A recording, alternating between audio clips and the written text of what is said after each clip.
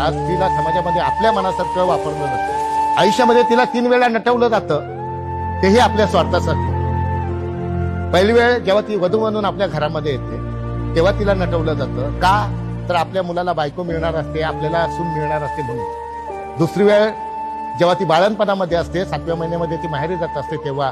का तर आपल्या वंशाला ती दिवा देणार असते म्हणून. आणि तिसरी वेळ तुम्हाला माहितीच आहे. पण ह्या पलीकडे ती जेव्हा त्या घरामध्ये वावरत असते आणि ती जेव्हा नटण्याचा प्रयत्न करते तेव्हा तिला हळूच कोणीतरी टोमणा मारतो की अरे काय करणार आता नटून, बाद झाला आता.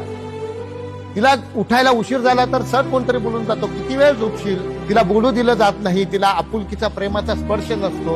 पण ज्या गोष्टीसाठी ती तरसत असते ते जिवंतपणी तिला मिळत नाही. पण ती गेल्यानंतर मात्र काय होतं माहितीये का, जेव्हा तिची शेवटची आंघोळ होती ना तेव्हा आपण तिला नटवतो, जेव्हा तिला नटायचं नसतं.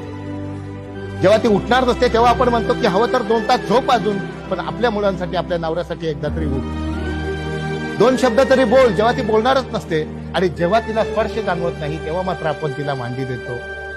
या गोष्टी मिळवण्यासाठी त्या स्त्रीला जर मारावं लागत असेल तर ही दुर्दैवाची गोष्ट आहे, हा आपण विचार करायला पाहिजे. म्हणून तुम्हाला सांगतो, ती स्त्री जिवंत असताना तिला प्रेमाचे शब्द वापरा, आपुलकीचा स्पर्श द्या आणि आपलेपणाचा विश्वास तिला द्या, तरच ती जगण्याचा आनंद घेऊ शकते.